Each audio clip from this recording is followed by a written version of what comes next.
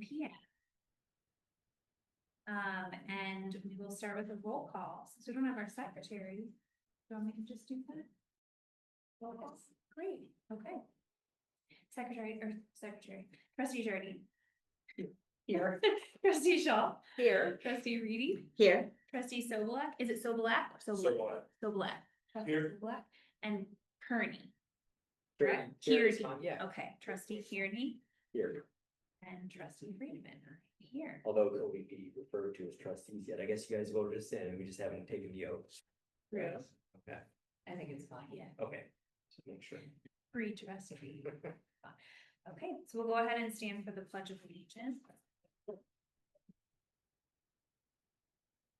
To the flag of the United States of America and to the republic which stands one nation under God, indivisible, liberty and justice for all.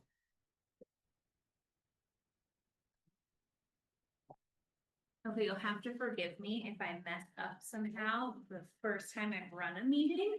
So I'm gonna copy Bonnie and try and channel you in this, but,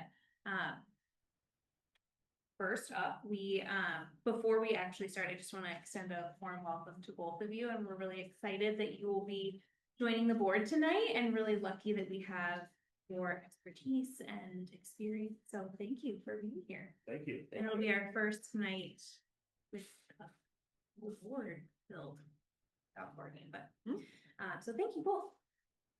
So next up on the agenda, any additions or corrections noted for tonight's agenda? So under new business, I would like to discuss the library operating hours and just help have a discussion with the board so that Natalie has clear direction on what we want to see in July, when we're going to be making a decision around potentially changing the library pilot hours.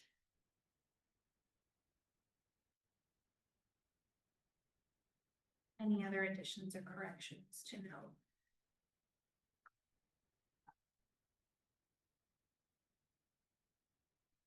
Thanks, Bonnie. Sure. Do we have any members of the public present or on Zoom to address the board tonight? No? Okay. Seeing none in the room, we will go ahead and move on to our consent agenda. So in your packet, you'll see the long list of minutes that Natalie has been excavating to make sure they are approved. They are all included in the packet. So tonight we'll be looking for a motion to approve all minutes listed under the consent agenda.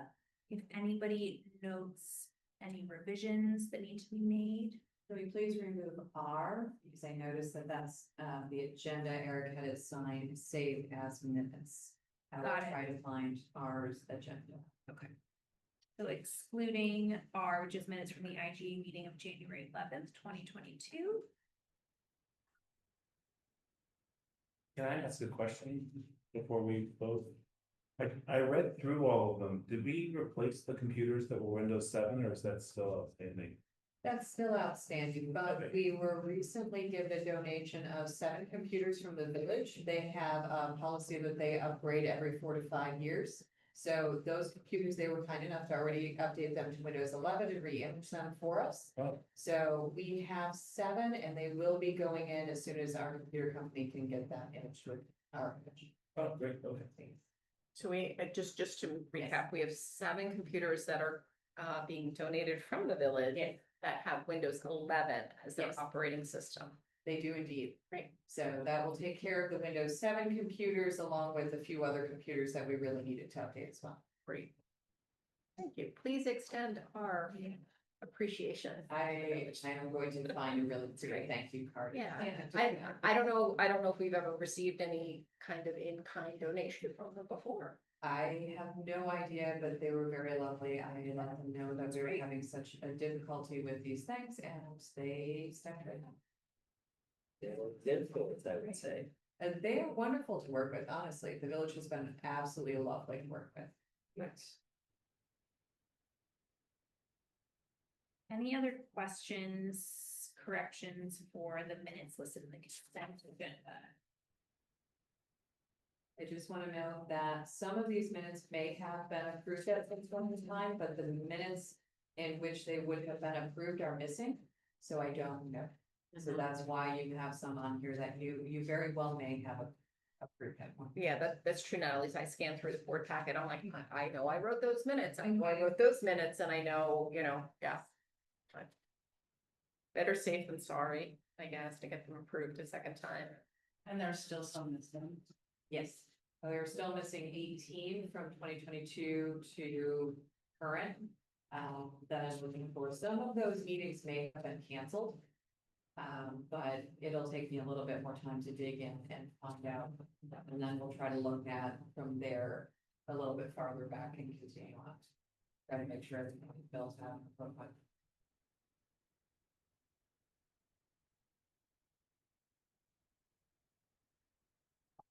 There's no further questions or edits. We'll look for a motion to approve the minutes listed in the consent agenda, with excluding the IGA meeting in February. I so move. Okay. Looking for a second. Second. Oh, can you second? Probably have somebody else. Okay, I second. but I do appreciate jumping. I'll be quick. I'll be quick and future votes, don't worry. So for the record though, we're not voting then all then. Well, until you're sworn Yes, okay. Verify that. in. Okay, and all in favor? Aye. Aye. All opposed? Any abstentions?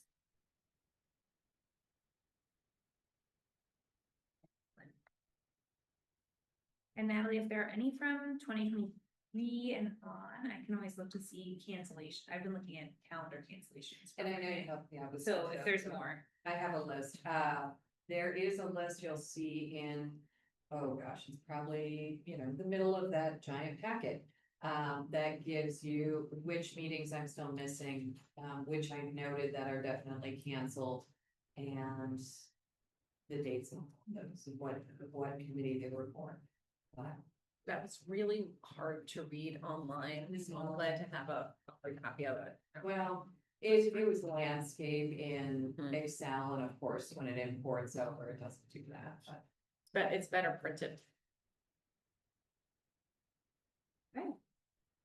so we'll move into library director updates. We all have a copy of that in our packets, so hopefully you had a chance to read through it. Natalie, are there any highlights you'd like to focus on or? So then the next thing in the asbestos, because I know everyone is concerned about that. We are still waiting to hear back from the state about the asbestos grant. They asked me for some additional updates today. And we will start working with Midwest Environmental to get quotes in. That process will take some time. So we will probably start working with Midwest Environmental next month. So they can start the quoting process. Even if we don't get the funding from the state, we'll still have those quotes, so we'll be able to decide how we want to proceed from there. That's gonna be a large project, as we know. That's gonna require, everything from flooring replacement to drywall to some insulation, etc. in most of the library. So Natalie, knowing what the plus or minus is on construction costs these days, is there, maybe ask Midwest Environmental what their recommendation is for, we want bids and we want these bids to be good for probably not 90 days, probably closer to 180 days. One of the things about Midwest Environmental, which is interesting, they only do the remediation, they do not do the rebuilding. Yeah.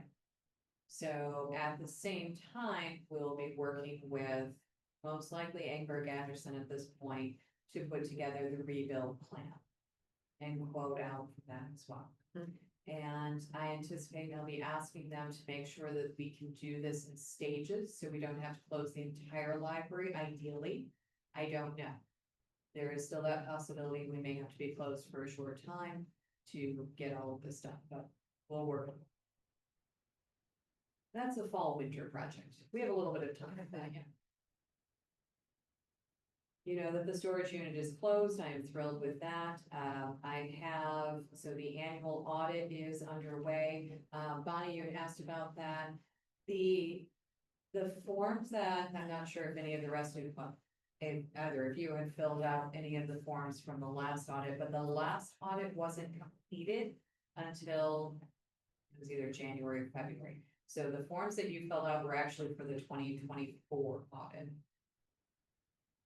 The forms that will be coming out this month will be for the 2025 audit. Okay. So watch your emails. I'm guessing the three of you probably will not receive anything because they were asking for who was specifically on different bank accounts. So don't expect to, but if you do see something come in from Sickage, please fill it out and send it back. Okay. If you have any questions, please send them to me and I will be happy to let you know. There is a distinct possibility that the three of you will receive something. And I think last year it came, the email itself looked a little like suspect, so there was some, I remember forwarding it to Renee and saying, should I fill out? So. Yeah, if you have any questions whatsoever, please let me know. The heat maps you will see are a little bit different for this month because May 13th, the sensor stopped working. And unfortunately, we don't check that every day. We only check that once a month, so we didn't. I just finished up with SenSource. They have it working again. They're gonna get me a quote for moving it to the new location as well. So we're waiting to hear back from them. We had over 50 applicants for the IT tech position, which just closed last week. We'll be going through those. It's gonna take us a little bit of time to go through those. Wow, that's a great. It is, but not all of them are applicable. Sure. So, I imagine. so it'll take some time to go through all of Hey, Natalie, I've got a question, in this facility section Yes. about the carpet tile replacement. There were two areas of particular note. Near Eliza's desk was in really bad repair. Yes. And the main circulation desk as well. Yes. Were either of those able to be? Those were also done, and the yellow tape that was in the main floor of the library between those pieces, that's gone. as well. Right. So we found enough carpet tiles of varying sorts in the storage unit. They're all currently hanging out in my office. They will find a new home eventually, but right now they're just hanging out there. And we were able to replace all of those spots, which is great. Goodness. All around, it was a lovely month of prepping for summer reading, which kicked off, and we are very excited. I'll have more stats on that and information about that coming up. Was there any reaction to the reorganization of the circulation area? I will, Molly, do you mind? It's been really positive. In particular, our newspaper and magazine readers really enjoyed having those close to the soft seating. So they're really pleased with that. We've got a lot of people excited to have that table in the center of the big open area. We've put out some communal activities there like puzzles and write down card games to go with our summer reading theme. But we do have people using it as a workstation, which is what we kind of envisioned when we first put that in that area. People like the business corner, so the computers are right next to the printer. They don't have to get up to ask for help, they just spin around and look at us. So overall, we've had a really positive reception. Nothing negative that stands out from patron comments. The other thing we've seen is a huge increase in usage in the storeroom, which is really nice. Because the magazines and the newspapers have moved over there. Molly did a great job organizing everything over there. And people have been in there all the time, which is lovely. It's really good to see.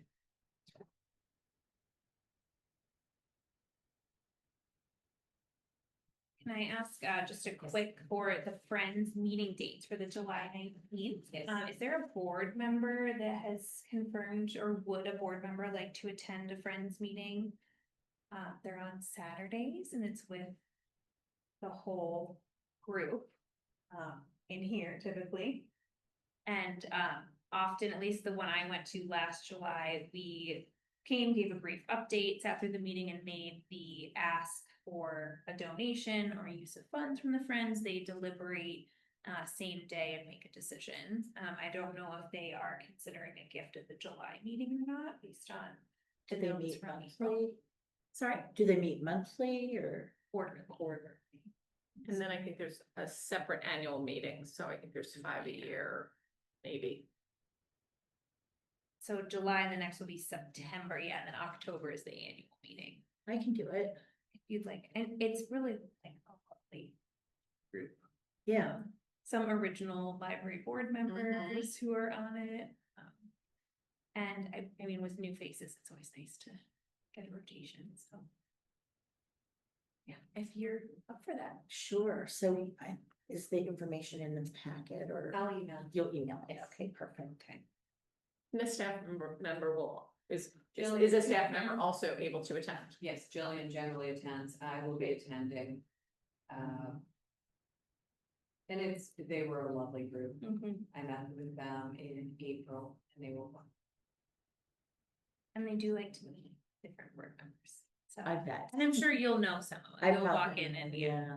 So I assume I just I attend, I take some notes and kind of give you guys an update, or is that that's what I was thinking it would be?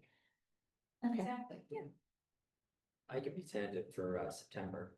Okay. I don't even know what the date is, but if I can make it. I'll send it to you. Yeah, send it to me. okay, you can't with a newborn. That's true. Yeah, I mean, I'm committing to all these things. It's okay, I think that's a pretty valid. But regardless, I'm interested, down the road to. Yeah. To attend. There are. So you want to go in September, you said? If possible, yeah. Yeah, why not? Yeah. I can't. It was And then tell me how it went. That was my Exactly. Yeah. Great notes. You can look at. No, it's a problem. So I can't. I'll put you in my links.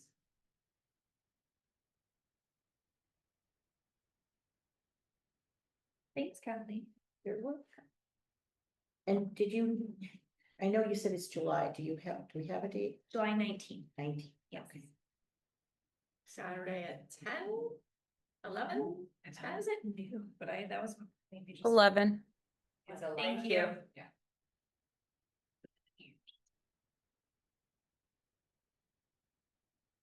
Same time as the giant bubble show.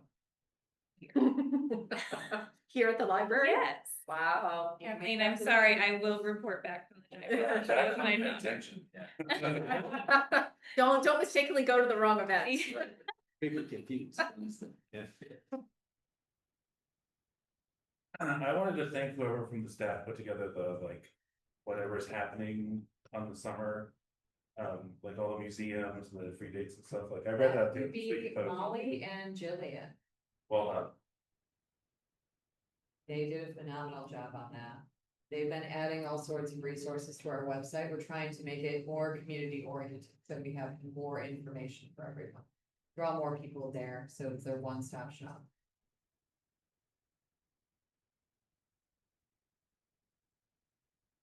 Statistics you're gonna see on pages 54, 55, 56. They are, so last month we talked about changing that to be essentially a whole year of review. So you can see it has May to May, essentially. And I'll just keep updating those on a monthly basis. I love it. That works better? Yes. Okay, good. Great improvement.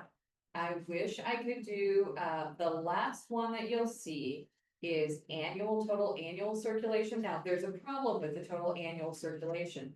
That is January through December. It is not our fiscal year. And I can't set it to our fiscal year. So it's going to always be a little bit odd. But I thought that I would give you a general idea of how much in a 12-month span is going out. But it's not quite lining up with what you're gonna see in our reports and things like that.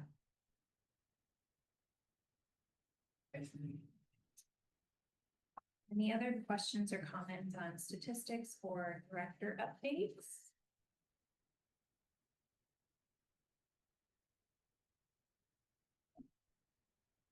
So we will move to the financial reports.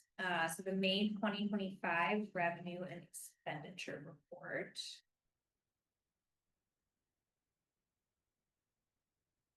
You will not see much on this report because it is our first month.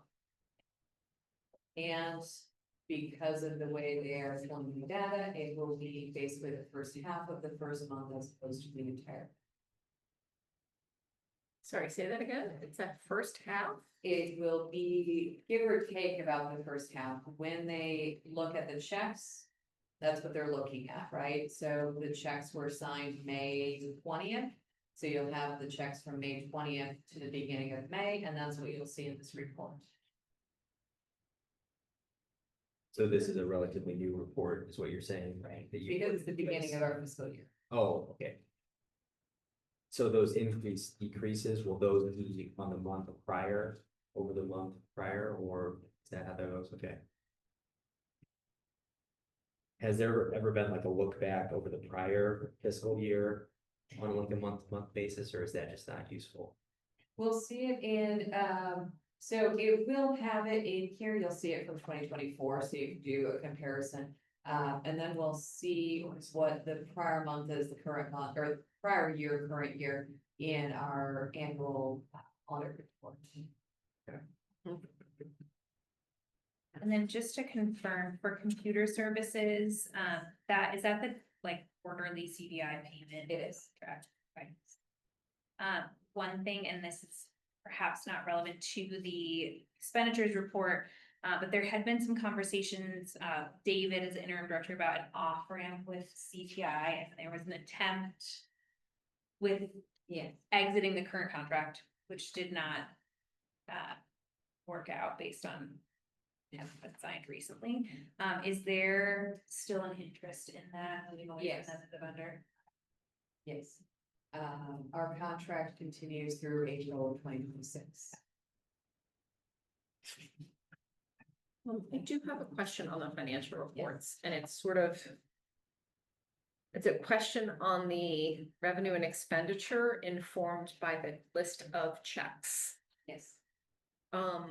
So Bearing in mind, those checks are not reflected. that's what I find a little confusing, because. There are 2 checks made out to the Village of Lake Bluff for medical insurance and that whole, line item. For March and April. Medical insurance and other employee benefits. So they are, one of the. There's a check from May 7th. Check number 16539. For over $10,000. And then the next month appears. Almost at the very end of this list of checks. 16580. For April. So like you just said, Ally, and I'm thinking out loud, it's not reflected in the May report because they're for the month of March and the month of April. Is that why? Yes. Okay. It just, it's, you may remember I had a question about this in a previous one, so I'll wait to see what happens when we have the June report, May payment, etc. Forward, kind of a quirk that I've not noticed previously. They did exist because I know we pay in arrears for medical insurance and other health benefits. Oops. So, question withdrawn.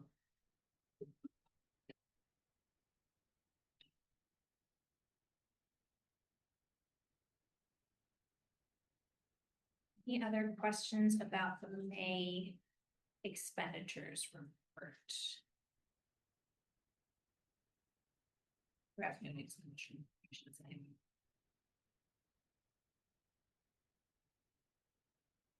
If there's none, we'll be looking for a motion to approve. I'll move to approve the May 2025 expenditure and revenue report. For a second. And then we'll do a roll call vote. Trustee Jardine, Yeah, aye. Trustee Shaw, Aye. trustee Reidy. Aye.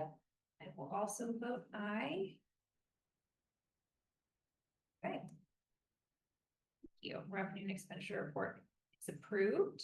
Then the next will be the May 2025 check disbursement report for numbers 16511 through 16581.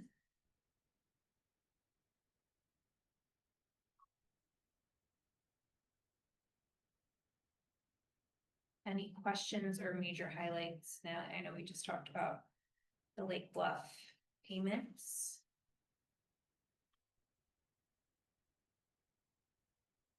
And the annual library software. How is this? It's a big one.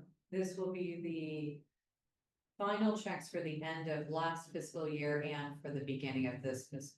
So you'll see some of those checks will end up being billed towards last fiscal year and some of them will be billed towards this fiscal.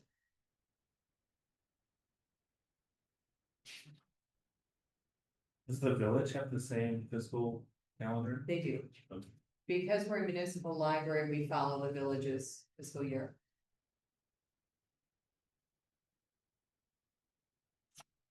So I will move to approve check numbers 16511 through 16581. You? Yeah, second.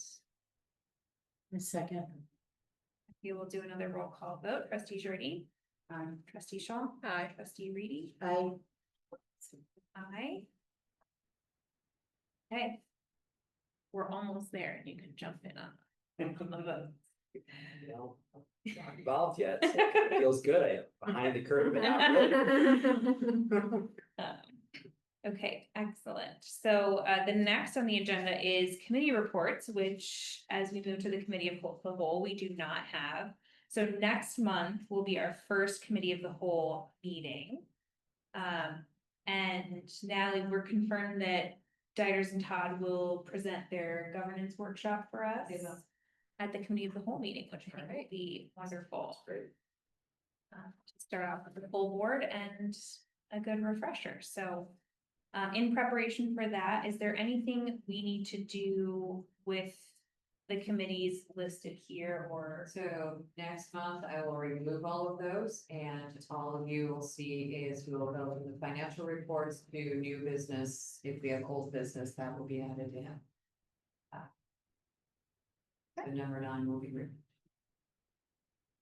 Excellent. Okay. On to new business. Okay, this is your moment. Ready. So we have 2 new appointed trustees who will be taking their oath of office. If you don't mind. So we'll go ahead and start with you, Joe. So I will read part of it. You will repeat it. Yes. And then after we finish, we will have you sign it. I will sign it. And then, Then it's official. yeah. Okay, so the board member oath of office for the state of Illinois and the county of Lake.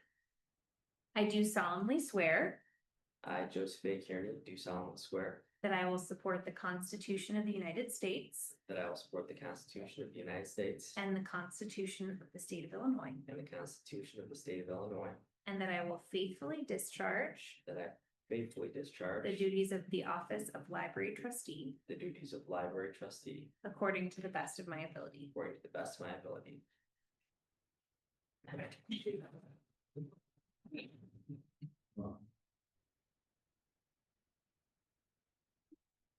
Does it need a notary? Yeah. Okay.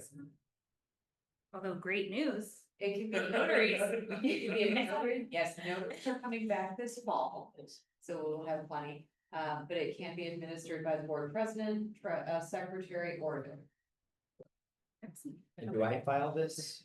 No, I you just sign that, and Oh, then just I take care of Just it. saying. Got it. Okay, Brian. All right. Okay, so Brian, for the oath of office for the state of Illinois and the county of Lake. I do solemnly swear I do solemnly swear that I will support the Constitution of the United States that I will support the Constitution of the United States and the Constitution of the state of Illinois, and the Constitution of the State of Illinois, and that I will faithfully discharge the duties and that I will faithfully discharge the duties of the office of library trustee of the office of library trustee according to the best of my ability. according to the best of my ability. Do you want to sign the top line and then I can?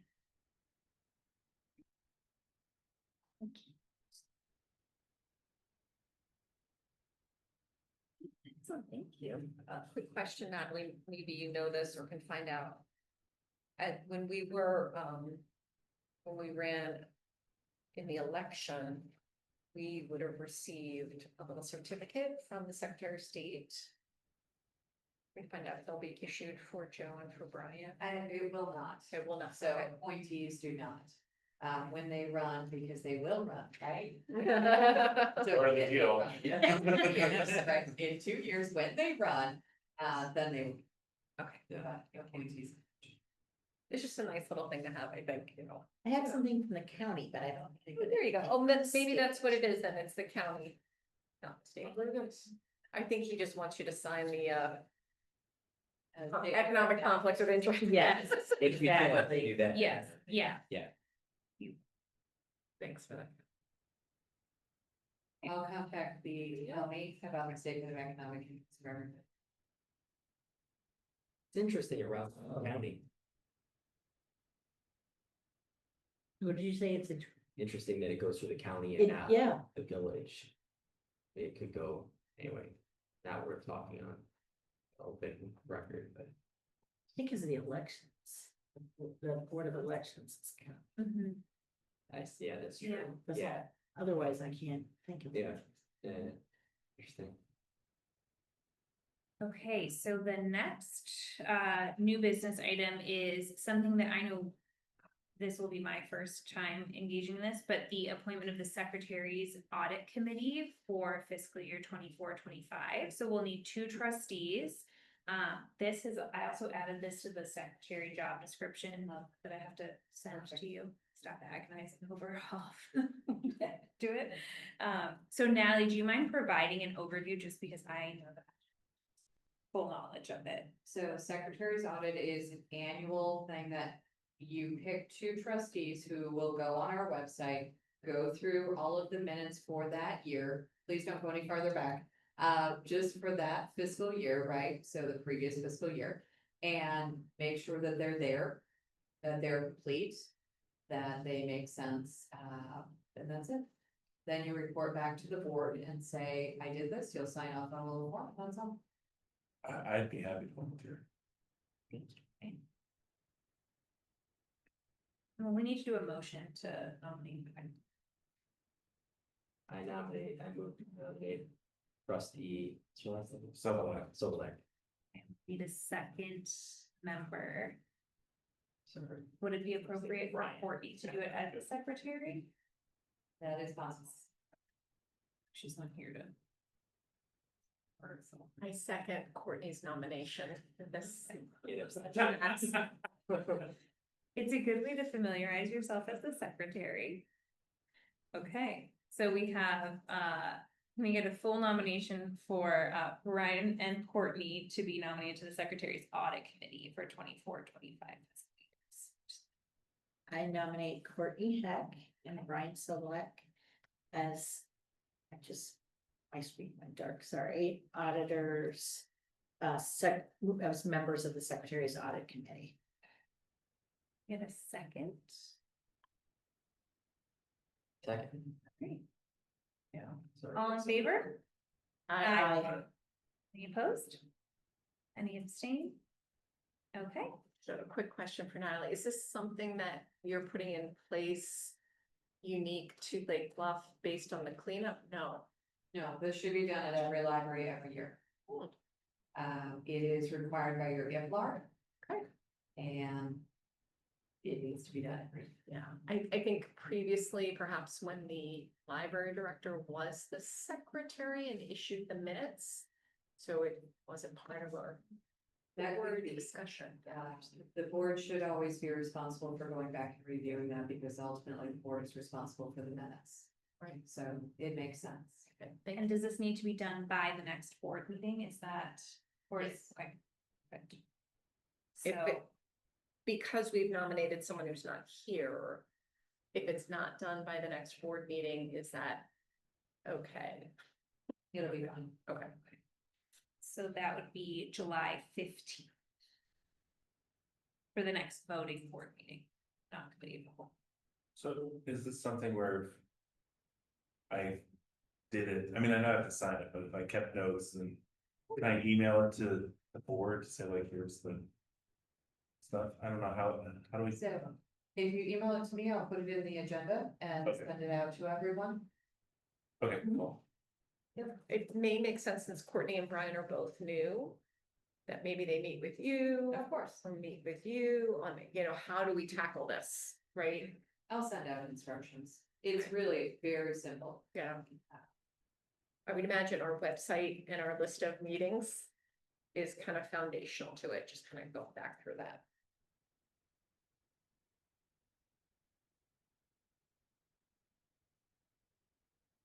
Okay. Okay, moving into the next discussion point, there's not an action to take on this, but committee appointments and meeting dates. So this would be for committee of the whole or folks representing committees on committee of the whole. And then I think we briefly discussed when committee of the whole would occur, which would be the first Tuesday of every month. However, if I'm mistaken on that, let me know. No, you're right. Okay, and then the two committees, the standing committees, would be the policy committee and the finance committee. So we would be looking for one person who would be sort of the committee lead on that, who would work with Natalie and report out at the committee of the whole. So I'll self-nominate for finance. Happy to have anyone else with an interest in finance join us. Yeah, That's right. Are you self-nominating? yes. There's no action, right? So it's Yes. just a opt-in, yeah. Opt-in. Yeah. And then the second is policy. I will say I chaired the policy committee for 2 years and I have a policy tracker that auto-populates, like when the next due date is to review and approve, and we have a priority list that we've used in the past. I'm also happy to continue doing that if that is okay. But if anyone is interested in policy, please. Happy to provide. Yeah. Oh, we got, and I'll learn. I mean, More the merrier with policy. excellent. If you are interested in it, I will gladly Yeah. share. Okay, would you be interested in being the appointed policy leader? Or would you like to do a similar two-person? Whatever you think is best, and if you've got a good system in place, I'm happy to help you with that, or I'm happy to sort of like be plugged into it in a more official capacity. Now, what would your preference be, just to have one person, point person? 1 point person. Sandy expressed interest in being another person on that committee.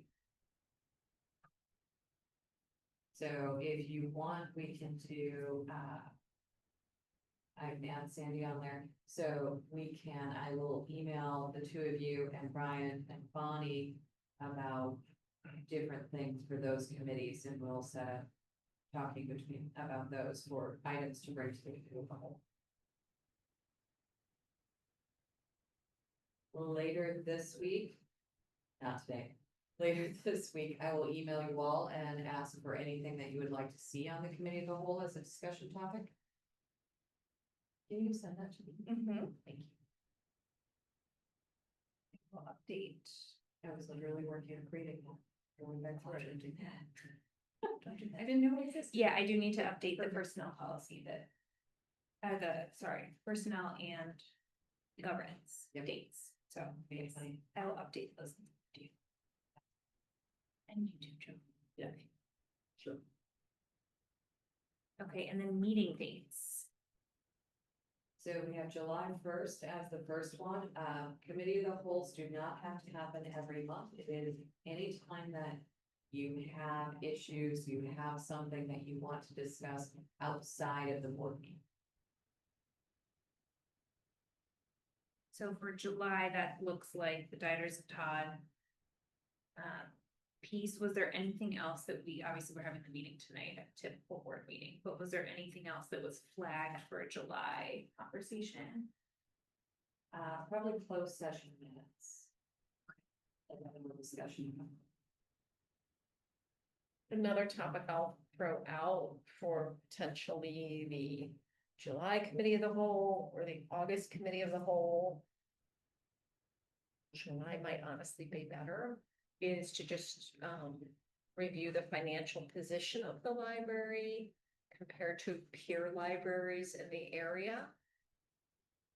It's sort of, Do you have the data? we do have data that was gathered with the assistance of a municipal financial advisor named Jamie Racklin. He also attended our board retreat in February of 2024. That's what it was, yeah. And so it's an important part of like the long range plan or the strategic facilities plan and the financial plan all weave together. The work was put on hold as our leadership and library director here changed to interim and now to Natalie. So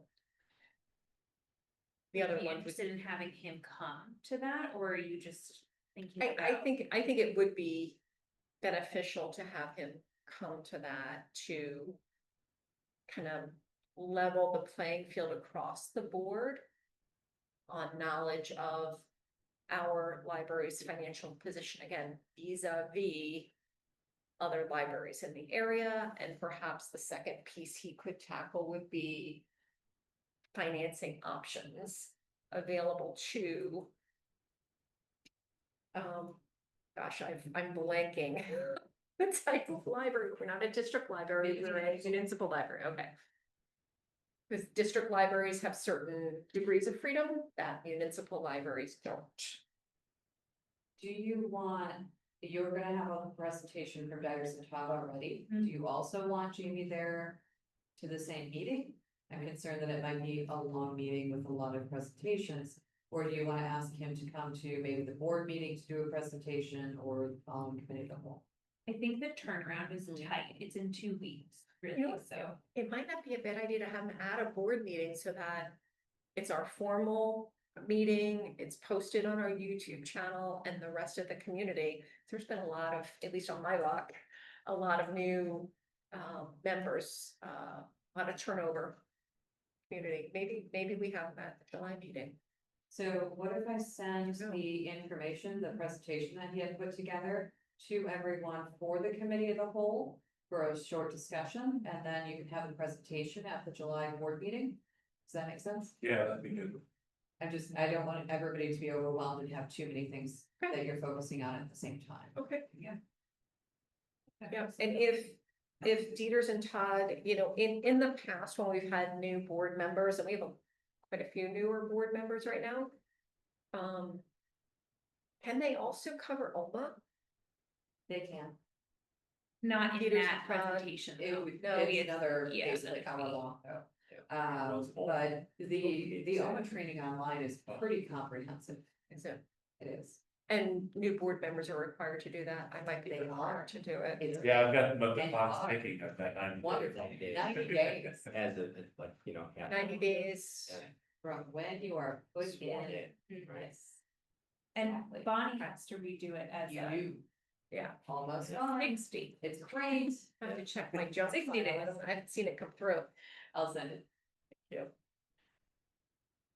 That I think might align nicely now with what we talked about meeting with the village for a check-in, with an ask for, being present at one of the August village meetings to give another quick update state of the library to all trustees. So if we have time with Jamie before the end of August, that would allow us, to give them any new information.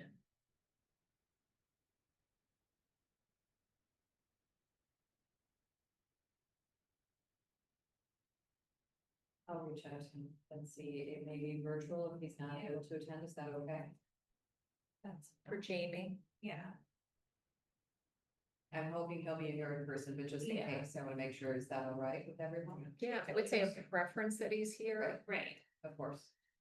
But yeah, I think with thinking about summer span. And availability and things like that, yeah, if he's not available in person, I'd rather do it virtually earlier than bump it to September, October, November. Summer's hard. Yeah.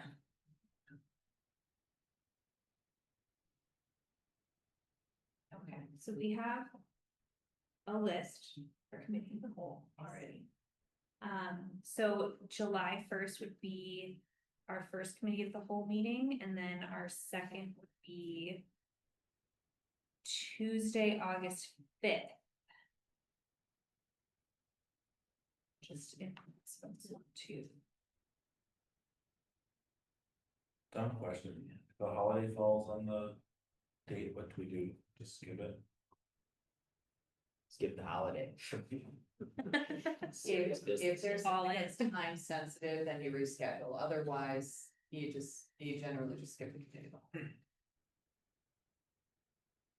Remember, discussions can be added to a regular board meeting, you don't have to have them outside of it, but it's nice to be able to split them up, because then you have time, okay, I have time between the discussion and the next meeting.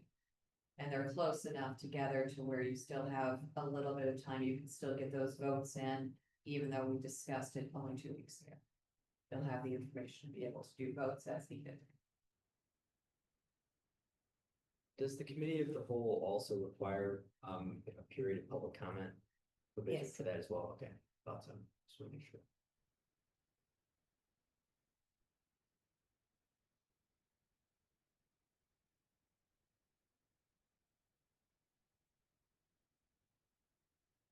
Would it be helpful if I just pulled up a list of committee of the whole dates to send to the board? Oh, sure.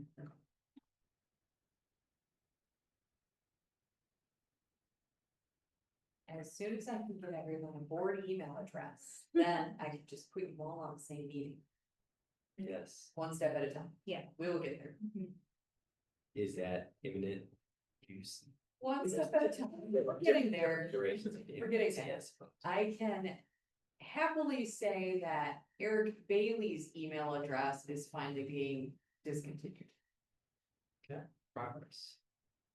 Yes, Just one more director. we're getting there. Yeah, And I still have the interim director one too. So, okay. I'm happy to make like a master list of committee of the whole board meeting that we already approved and just. I have a resolution form for that, I can plug everything into. Okay. And then if the board wants to, I think so I'll have to look at when the last one was done, but generally it's usually at the end of the calendar year, or Yeah, at the that's end of what we the did. calendar Mhm. year. I Okay. think we did November Okay, of last year to do the year's Yeah. board meeting dates. okay, so I'll put together the resolution for that. Okay. Wonderful. The email address concept came up during our discussion that Natalie and I had, and I expressed great support for her efforts in that regard, to get us a official Lake Bluff email address, as opposed to using individual addresses. There's a variety of reasons why that's advisable. Data security, variety of things. I mean, we live in a cybersecurity world right now, so, and then there's other reasons why it's very important, I think, that Natalie pursues this, and I appreciate her efforts in that respect. So thank you, Natalie.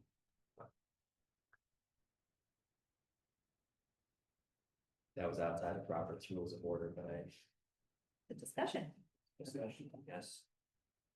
Any other comments about committee appointments and meeting dates? When we establish what other committees there are besides the 2 standard, Those are the two, so we've moved away from this longer list of committees to the 2 standing committees, and then. And I don't know if we call it an ad hoc or an as needed for long range planning, correct? Right. The one, that we would move toward. But in terms of topics that fall under those existing committees, those would still be topics the board would discuss. It just wouldn't necessarily be a dedicated committee. Yeah. Person. I'll be talking to you about technology, won't I? Can't wait.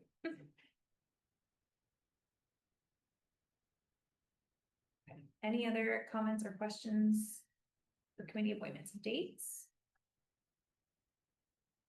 Okay, our next was a discussion that was actually brought to the table for May by former trustee Church about allocating a parking space in the staff parking for the museum docent during the construction that's happening on the other side of the street. So she had asked that the board consider it. Unfortunately, since she's not here today, she can't give us any additional context on what the museum board had discussed, but this has come up previously outside of construction times. Are they parking somewhere else at this point? They typically park just in front of the library, yeah, in front of the building on the street.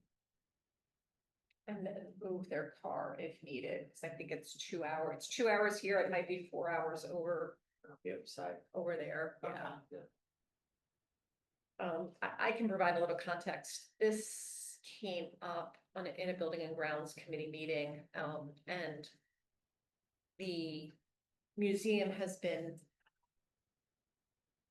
a tenant of the library for 25 years, maybe a little longer, 26 years maybe. The lease doesn't provide for space. I do not know if I don't know if, the only time in the last 4 years it has come up was probably in the last 12 months, 12 to 18 months. What the Building and Grounds Committee recommended at that time, when it came up, was that an accessibility survey had been done for the entire building and grounds. And the recommendation was that there should probably be more handicap parking available to our community in front of the library. So we thought, well, that might be a good compromise because it serves not only the museum, but also anyone coming to the building for the library to have, we'd have to go to the village and say, could you please repaint?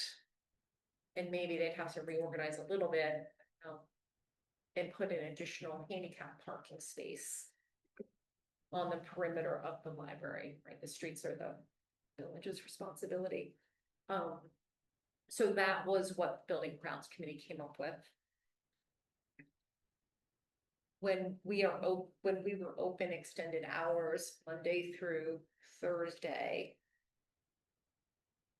parking would get a little tight sometimes here at the building with just staff parking, especially on Wednesdays for some reason, I don't know why. So I think, again, the Building and Grounds can be considered, the library's in a pilot situation right now with hours, if we extend hours or, staff vacancies get filled, etc. The feeling was that a additional handicap space on the street would better serve both the library and the village. I'm sorry, the museum, library and museum. Is that because, are you talking about patrons to the museum or the docents? to the So museum? anyone with a handicap. Sure, right? yeah. Okay. It just feels like a different ask for the docent dedicated spot, unless the docent, if their docents had, they're requesting accessibility accommodations, or they need, if there's a regular docent or the one paid employee, needed a handicap spot, but it feels a little separate. Yeah, I mean, it wasn't a direct, it was, so I guess the answer was no. Mhm. We're not gonna designate a space behind the building to you. However, we do agree that for accessibility reasons, for people attending both the museum and the library, we should dedicate. There was sort of an accessibility flavor to the ask, I wanna say, is how it kind of came up. Is there an entrance on the rear? There's an entrance through that door, an exterior. Oh, okay. There's But an not for the entrance museum. opposite. There's an exterior entrance to the museum. But they don't use this. So, Right. yeah. But is that door accessible? No. So if you need accessibility, you're coming. Have to park in the front. Okay. Pretty much they all come in the front door. Yeah.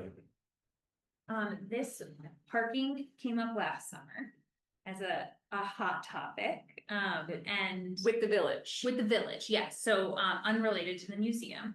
But one of the observations was that, and again, as hours change and seasonally, obviously our hours have changed historically as well.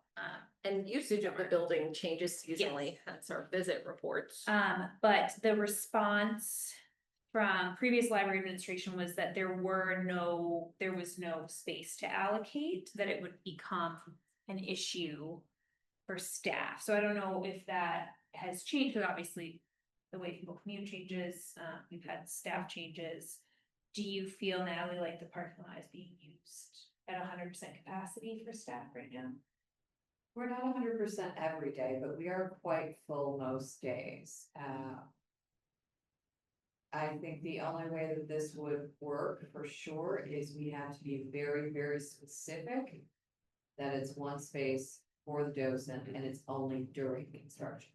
Once the construction is completed, a lot of the staff members really did not want to see any spaces allocated. They're concerned that this will not end with the construction. It will continue and it will cause us problems as our staff comes and goes and we have drivers versus people who are commuting on train, etc. And then the museum's hours are also significantly different than the library, so they're much fewer. I mean, there's a consideration that it could be, this is a temporary docent parking, and then list the museum hours, of operation if it was allocated, and for all other times it's used for library staff only. I don't know if library staff are still using the parking stickers they had used. No, but we could. Okay. Everyone has them. Okay. Do we know how many?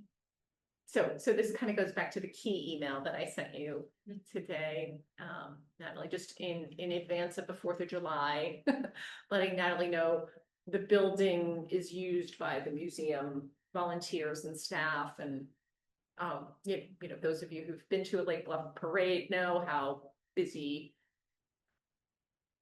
the parade route is, etc. So the library or the building sees a certain amount of foot traffic. The library will not be open that day. Is that right? Yeah. I think so. But the museum won't be.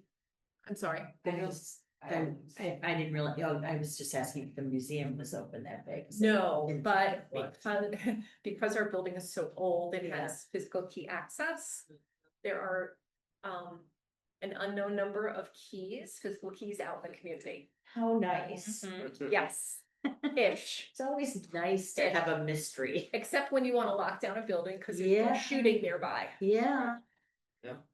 Yeah, no, I was So, being completely that- certain. That was not so fun a few years ago. Mhm. And is why kind of safety and Absolutely. security was top of the priority list until asbestos became the top of the priority list for the board.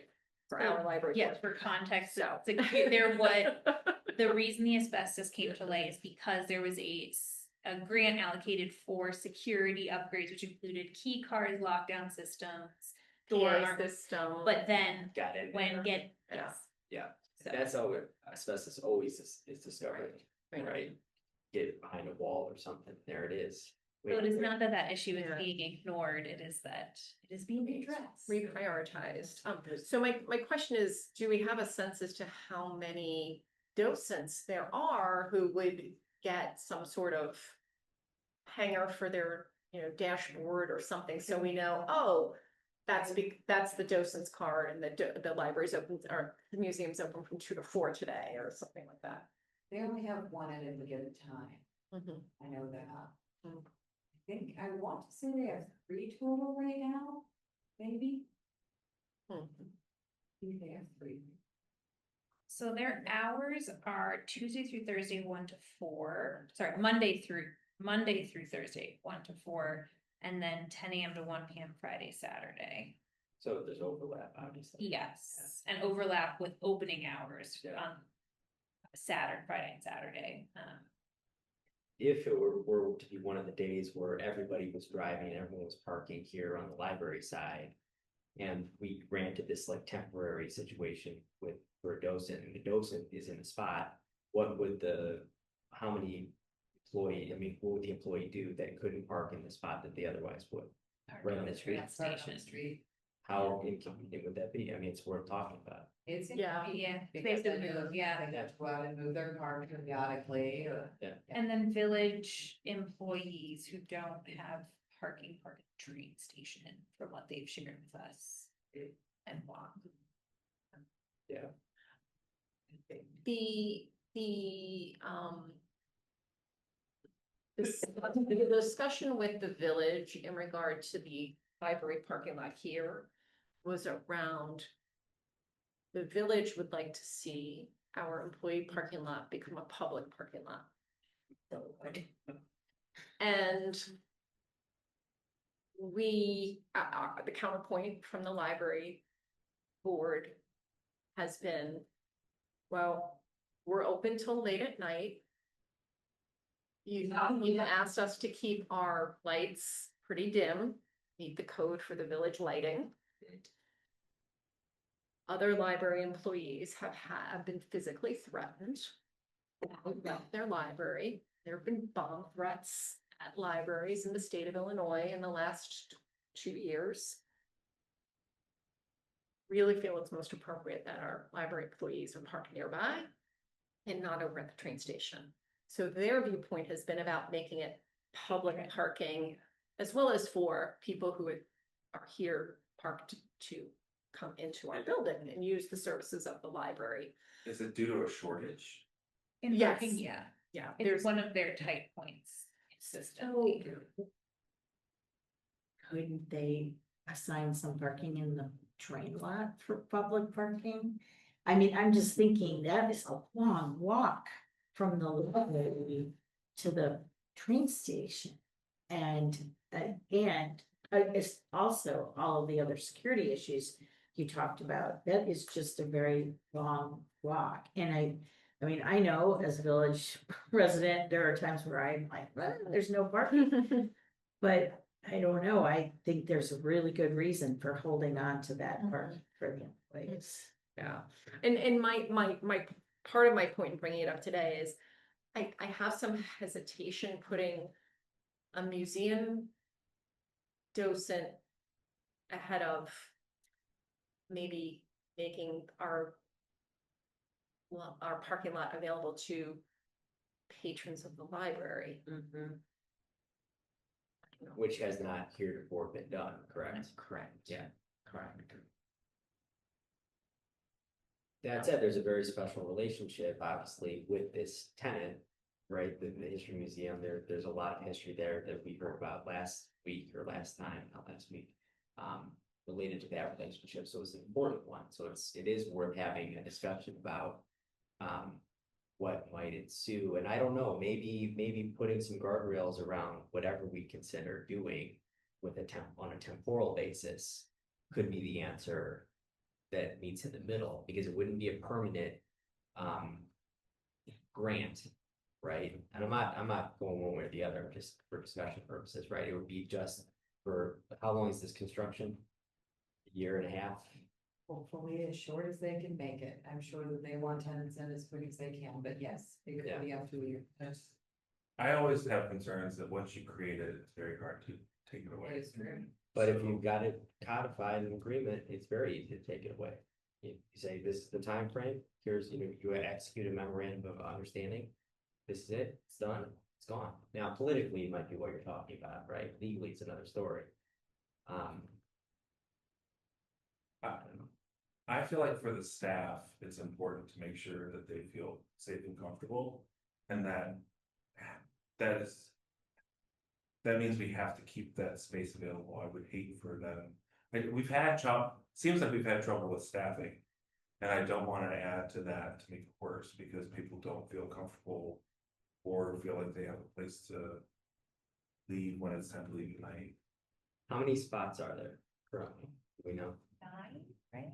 Sounds about right. in the back, they're all in the Yeah. back. Yeah, And and it's with the rolling recycle bin things, cause they're more like a roll-off box than they are what residents use in the community. I think there's some of those, and then there's some bigger ones that like restaurants, you know, like you think of somebody Yeah, doing a dumpster dive. We have a couple of those. And there had been Yeah. discussion about creating a handicap space in the back lot as well, when we had been in parking lot discussions with the village, Yes. because that could be a potential need for accessibility when talking about staff access. I think Right. if now you were saying like, oh, there's always 2 vacant spots, you know, like that would be one thing. I'd love to be able to say that. I know, but I we can't. can't, right, so. Some days there are quite a few, but other days there are none, and we still have people parking on the street, so. Well, the village is redoing the streetscape. Yes. Yeah. Yes.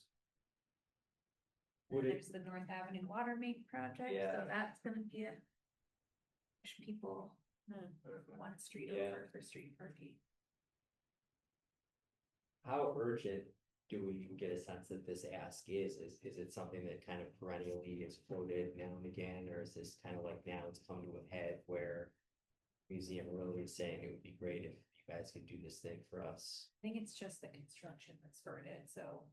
So it might have kind of been an offhanded, like, hey, it'd be great, is that a possibility? And that's why I was gonna ask, like, maybe, so you've been the go-between, right, Natalie, with your counterpart on this matter? Occasionally, yeah. Occasionally.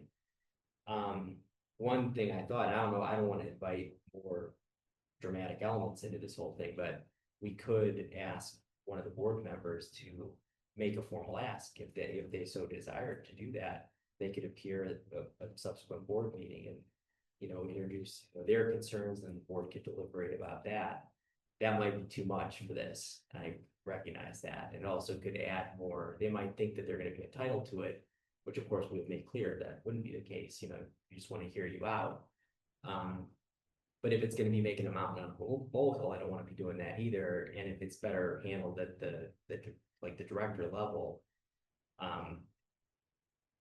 that might be, so maybe an action item that could, there are no action items here, it's discussion, but maybe something that could come out of this discussion would be helping the board better understand the urgency here on their end, because we've discussed the urgency on our end. It seems like it is pretty urgent to have as many parking spaces as possible here for our staff, so that they don't have to park elsewhere and be subjected to other concerns. Right, so we know the urgency on our side. We don't really, I don't think, right, unless I'm mishearing it, we don't really understand the urgency on their side. If they say, nah, it's okay, we've talked to our docents and they're fine, in fact, they like to walk. They, you know, a couple of them want to get their steps in, so they're fine parking it over there. I mean, I don't know, we don't know Yeah. that fact, right? To be fair, so I don't know, what does everyone think about? As opposed to like debating with ourselves, right? Just a I will thought. reach out to them and ask if they can, at the very least, write something out or reply and let us know what their concerns are. I think the other piece is, this came up when they had when they had vehicles parked there for 2 days or something. In those parking spots in front of the old bank building, so it could be situational in terms of like, oh my gosh, now there's, 4 spots are gone that side, and may change with stages of construction.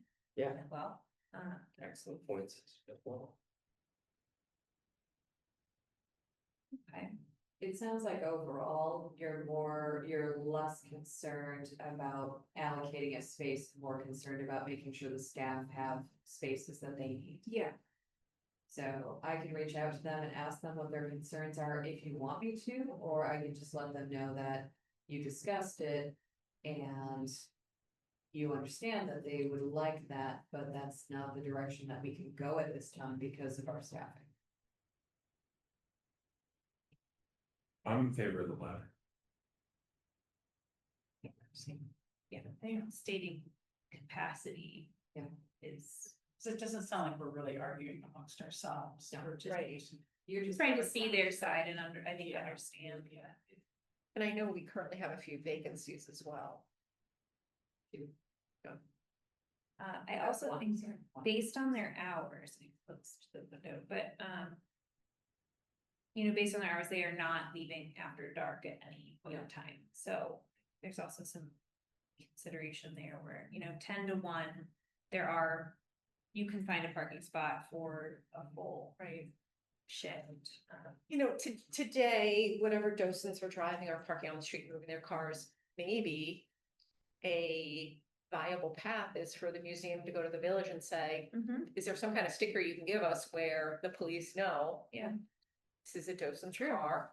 Mhm. Yeah. They're permitted to park for longer than the 2 hours. Right. That's good. Does that require the village to take special action though? Probably, right? Just that they would communicate with the police, yeah. Yeah. Like even if the museum had their own docent placards, they gave their docent, like. Yeah. The village wouldn't have to make something for them, but it would be coordination with the police. Yeah. I know this might seem like a silly question, but I've never actually seen it actually happen. Does the police actually patrol the parking? Here? Behind the building, no. No, but I mean, on the street, I've never seen. What do any they theory. enforce in the Lake 2 hours? Forest, and Yeah, yes, in but theory, they can. yes, I Yes. thought was probably true. I've just I don't think I've ever seen it. never Get a seen ticket it down here happen. either. I've received one. Get ticketed for the beach, for Mhm. being in the wrong area on the east. Mhm. I've received one for parking in the 4-hour parking. So Wow. But that is a kind of a nice. Village could. Rather than create a bottleneck here. Yeah. Get permission for where it is you are parking today. Yeah.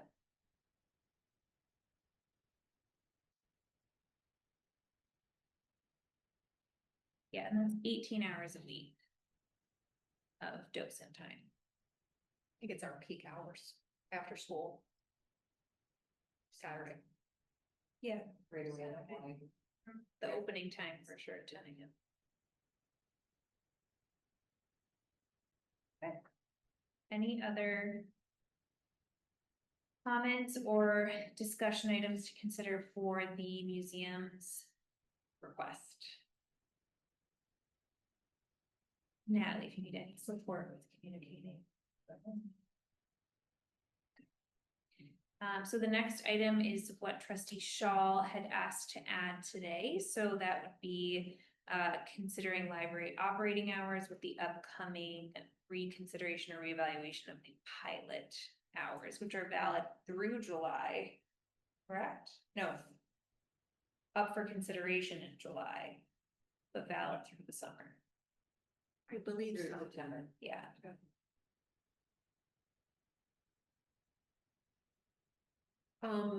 So a quick recap for everyone. Over the last 2 years,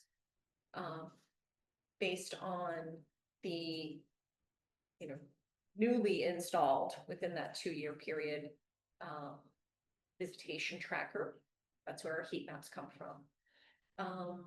As well as staff constraints, looking at how many people are in the building, is the building safe for our employees and for the public to be here, and no PA system.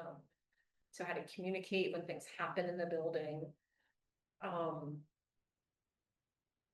Kind of the supervision level in the building. As well as managing approximately a 30% turnover in staff rate. We, as a board, approved a recommendation from the previous library director and the managers to reduce our hours. Approximately, I think 4 to 6 months later, we reduced them slightly further. To what they are today for the most part.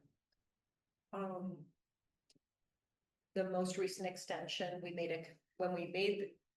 approved the most recent extension of the current hours. We made the commitment that we would review in July the possibility of modifying those further with a bias toward adding some hours back, hopefully. Routinely, at least in the 4 years I've been here, the library's been open for a few hours on Sunday afternoons between Labor Day and Memorial Day. And when we took Sundays away in that reduction of hours, that was what people were quite vocal about. So we'd really like to see the library open on Sunday. We also reduced the number of evening hours that we were open. We also eliminated trivia night at the brewing company. These were not easy decisions to make, but we really needed to right size things so that people had, our staff had core things like job descriptions in place and performance reviews conducted. And, you know, there's some nuts and bolts, people management stuff. We needed to get support our managers having time to do that, etc. So July of 2025, we as a board will have on our agenda an action item to continue to decide how we move forward on operating hours for the library. You know, our budget is set for the year, so whatever we do, you know, one option is you find a budget neutral solution, right? Where you say, okay, the staffing of the library across, and I'm making this up, the 50 hours that were open, it might be 53, it might be 49, or just, you know, our staffing is X. I think we can, you know, Natalie and her team review it and say, with current staffing and budget, we think we can add X number of hours, and we recommend adding them on X day or evening or whatever. Another possibility could be, you know, we do have a general fund balance. Do we eat into that in order to increase the number of hours that we're open?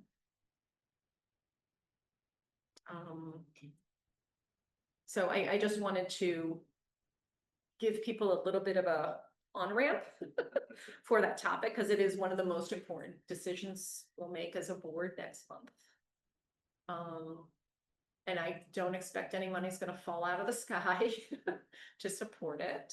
I don't know if it's something the Friends would ever consider doing, you know, if Natalie calculated, well, gee, for us to stay open Labor Day to roughly Memorial Day this year would cost this much money. And then we say, as a board, for our levy, we're gonna say to the village, we need $40,000 more to just continue to support being open on Sundays or something like that. I mean, that's another possibility where we could fund it one way in fiscal year 26 and a different way in fiscal year 27. So, Natalie, anything you want to add? Questions? I don't know that we can move, we talked about this briefly before, I don't know that we can currently move people from the hours that they're working to allocate additional hours, because people are currently very, very busy. We've seen the heat maps, but we also see the number of people coming in that are not on the heat maps, right? Those numbers that I'm adding in, which tell a little bit fuller story, but how busy our staff are doing things. I also am not sure if Friends will fund a general operating expense. I don't know. Yeah, I don't know if our Friends group has ever done that in the past. Jillian, would you know? They have very distinctly discussed items that were one-time purchases that couldn't be fit into the budget, but not something that would either be ongoing or something that should be expected to come out of the library budget. So purchasing of furniture was kind of a one-time purchase because it's a very special item, you know, the fireplace. These are very distinct things that the library wouldn't generally pay for. So it's a bit different. But I can work out numbers on what it would be, what it would cost. Reminder that right now we're operating on a budget that is already $40,000 over what we're gonna bring into revenue. So we're working on that. as well, see what we can do, how we can do. If we can make any dent in that to try to decrease that, so we try to be as close to even as we can. What would the decision that we would be asked to make be in July? What's the action item that we're gonna be considering in July? Related to The that? operating hours of the library So, moving forward. Okay. Well, after September. Yeah, so I think we had aligned the extension of the hours such that the July decision date could go. Whatever decision the board makes in July could go into effect after Labor Day. Like that, Yeah, it's a September. that Because weekend after typically- Labor Day, the Sunday after Labor Day would be potentially, if that was the recommendation from the board. Because typically Sunday hours come back after Labor Day in the past. Right. now, when the hours were at the high point recently, were the revenues much different? No, No. Right, the staffing levels were Staffing. lower. And also staff salaries had not been at even the median rate. So there was a salary adjustment to allow staff to be, so operating fair, costs safe. have also increased yes. significantly. And staffing previously, and I'm speaking for before my time, so I know Jillian and Eliza's on there, she can chime in, but that staffing was reduced to a point where it was not safe operating Sure. procedures happening, so having a person in charge, having adequate numbers of staff with the number of floors in the building, et cetera. So it might have been an understaffed day to dredge, which is obviously not good for safety or sustainability for. Yes. Yeah, because it's kind of a chicken and the egg phenomenon, because you need to secure the ongoing operating funding, whether it be through a levy, whether it be through some other means, et cetera, before you can almost announce it. But at the same time, you want to encourage people, citizens to come into the library. And really only by garnering such support could we hope to be successful in some sort of additional funding outreach, wherever that comes from, right? So stating the obvious, I'm good at that, but you'll find that. In terms of like generally the operating hours, I think the sentiment from the board previously is that we would love to respond to the community and ensure that we bring back what they're asking, and I think that continues to be true. I know speaking just for myself, the concern is around sustainability and making sure it's coming from a place of like fiscal responsibility, that we are not then adding it in and then saying, oops, like let's take it back, or providing that stability for the community and for staff is important. I think what you're describing with like staffing and numbers would be helpful regardless, because we have talked about continuing our more frequent updates with the village, like you and I had last year, so that they don't feel surprised when we submit, our percentage request and there's a truth of taxation hearing and all of that, because they know that the library has the numbers that would back this up, it feeds into a larger ask in the next fiscal year's budget. So I think that would be really helpful, and also something we could talk about with the trustees potentially through this summer. This is just out of curiosity, do you think the drop in circulation from 23 to 24 was because the hours were reduced? That's not the only metric that we judge our success. I'm just looking at the annual circulation. And that's when it happened, right? You were also finishing up COVID, so you had a little less free time at that in 23, you still had some time where people were able to take a week off to recover. And then you saw a lot higher usage, and 24, you really didn't have that. Most companies, most libraries repealed all of their COVID action in 23. So I kind of expect to see decreases with that. The other thing is hard with those numbers, which I don't know for sure because I wasn't here, is I don't know if there are categories in there. Actually, I do know there are some categories in here that weren't necessarily continued, right? We had some databases, we had some other things that you would see those checkouts in circulation in some years, but not in others because they weren't continued. And I'm not sure if that may account for it or not. I haven't looked that closely. Yeah. That's not the only way to judge, I just was. No, it's a really good way to look at it though, and it's very easy to look at with the bar graphs. Yeah, was there anything, maybe Molly, this question might be for you as well as for Natalie. The Rails Quarterly Circulation Managers Meeting.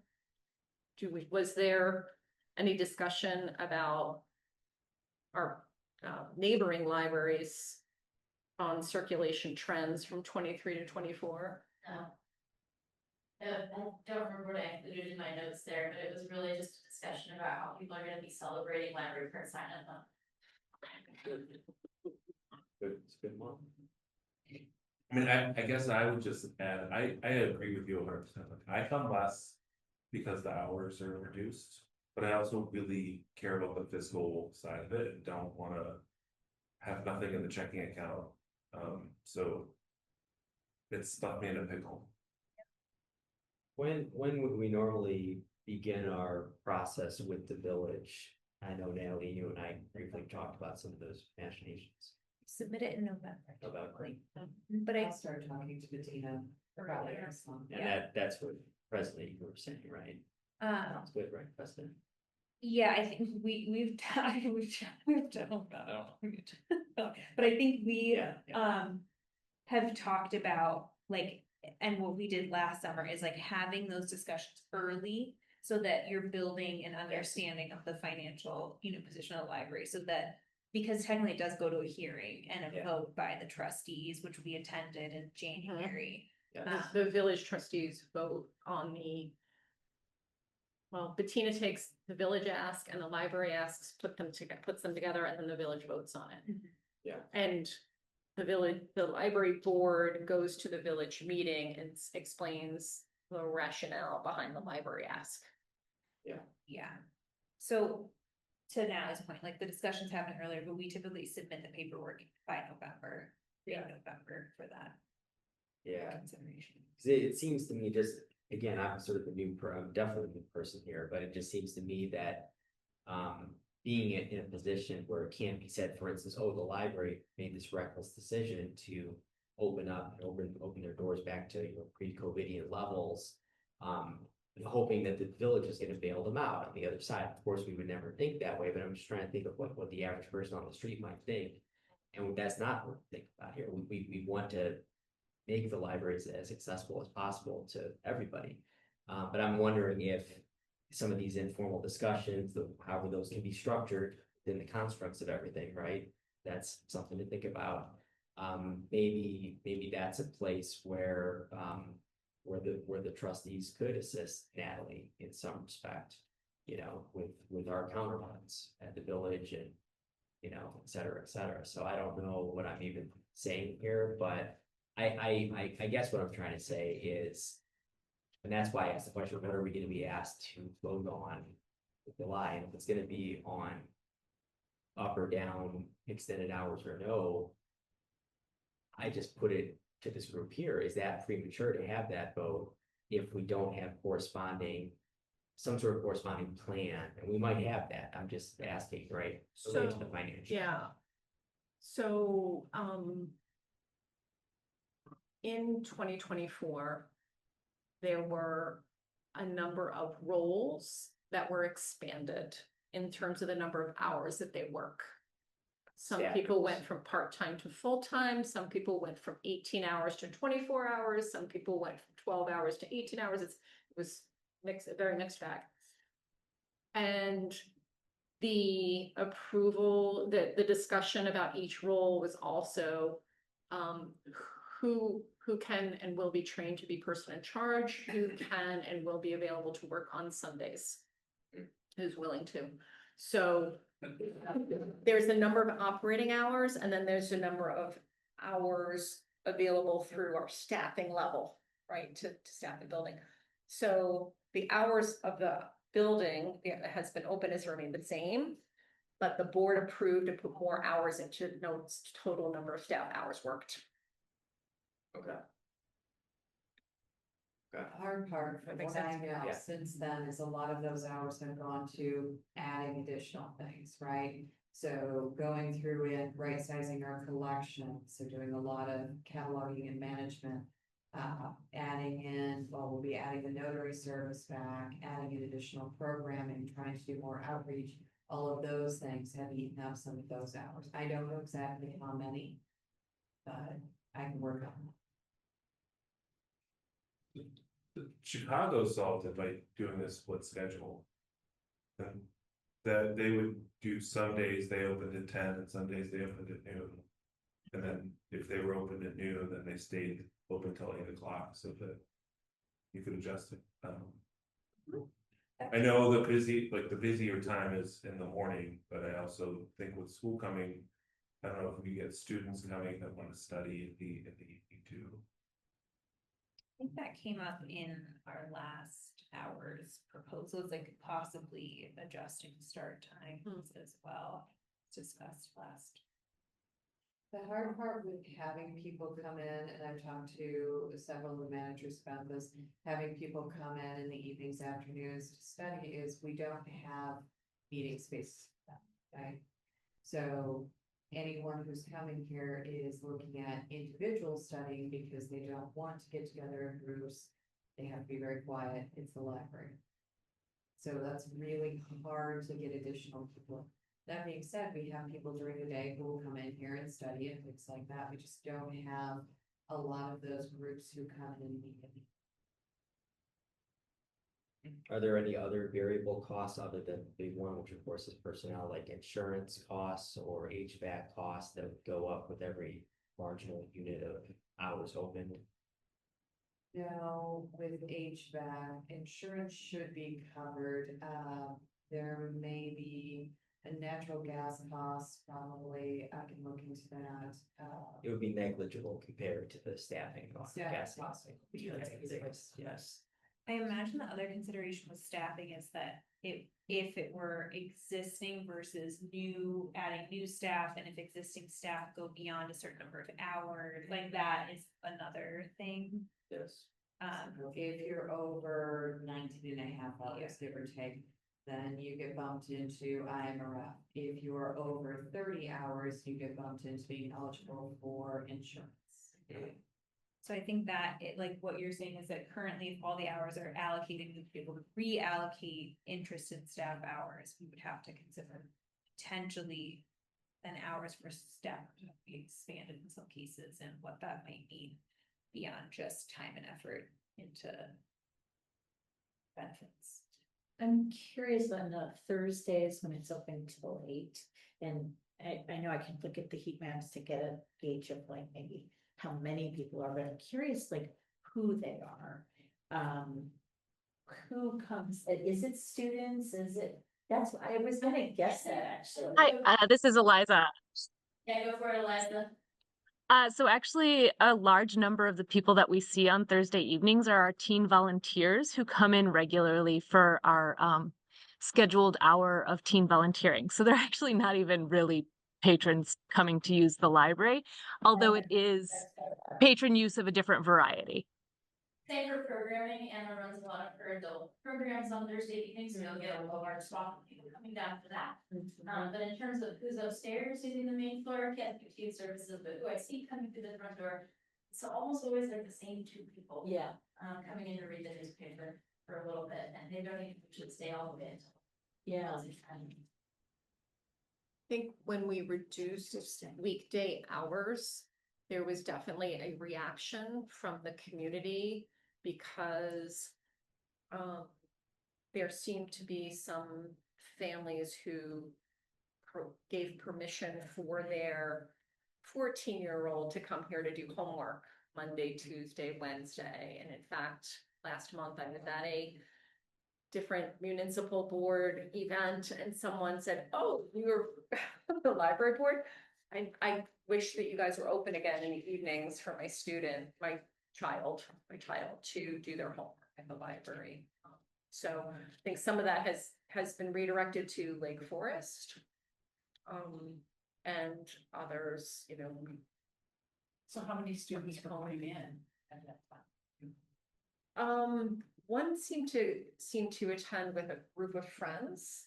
So there was also a social aspect to it, and I think it's an early permission that, or, you know, a permission that many families feel comfortable giving their young teens. So. Or middle school, or like middle schools. Oh, no, here, oh, here, stinking, yeah, okay.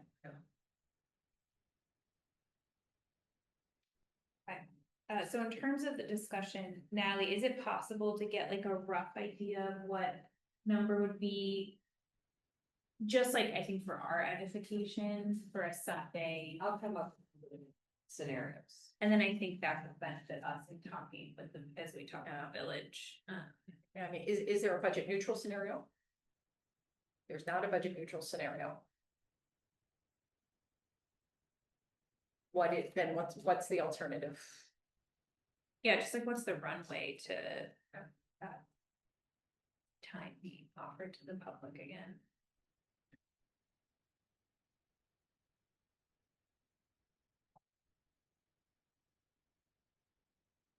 Any other comments or thoughts on operating hours? Discussion prior to the July meeting.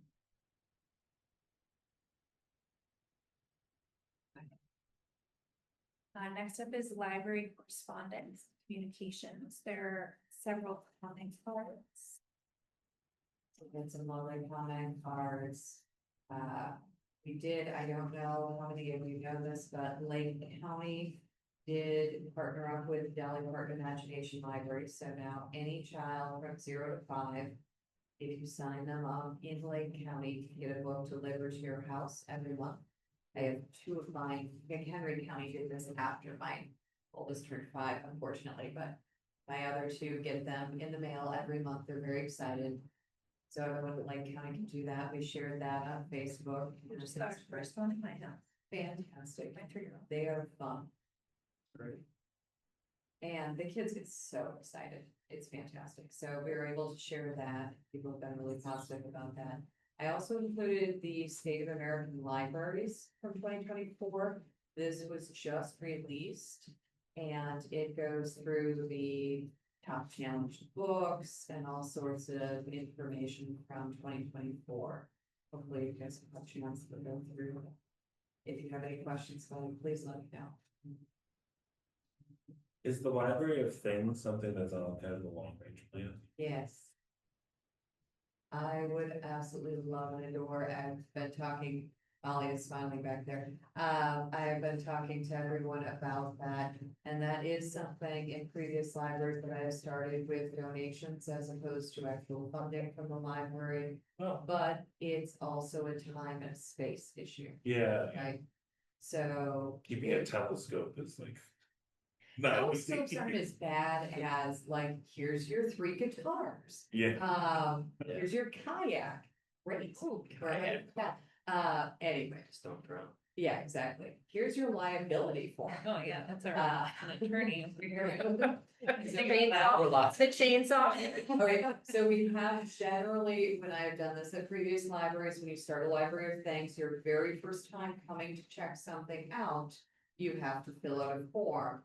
And then we make a note on the library card that says they have done that, so they are able to check out. So it has depended. Some libraries I've been at, we have a limited library of things to only residents. Some things, some libraries, North Riverside, for instance. Some library of things items were residents only, because that was the grant that we wrote, saying that it was for residents. Some were not. So then you have to be very, very clear in your marketing. But that is for another day.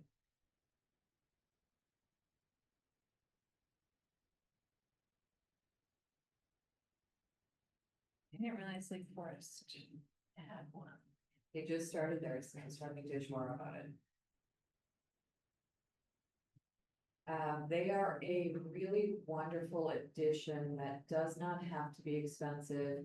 Like I said, a substantial amount of those items can be donated and frequently are, or they're funded by other people. And it's That- really nice. That would be a good thing with friends, to partner on like a specific campaign to create the library things, because I think the other consideration is. It takes more time for staff to like check in the projector, that it's not scratched and damaged and all their pieces are there. And puzzles, let's not forget, checking in puzzles. Yeah. And the kids backpack. Uh-huh. Yeah. Yeah. No, puzzles eventually become at your own risk. Yeah. Take this out at your own risk. Please let us know if anything's missing. Right. If you're easily frustrated, you Do may not not. want to check this one. Yeah. Every puzzle in my house.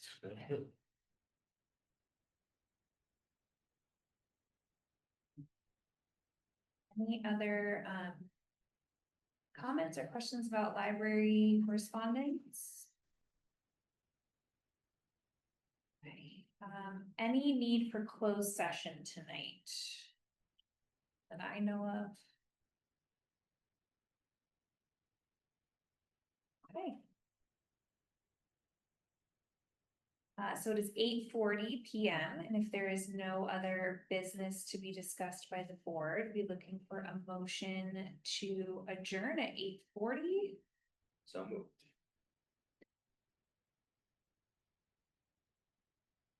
Second, So. okay. All in favor? Hi. Aye. All opposed? Abstentions? Okay, we're adjourned at 8:40 PM. Great meeting. Thank you.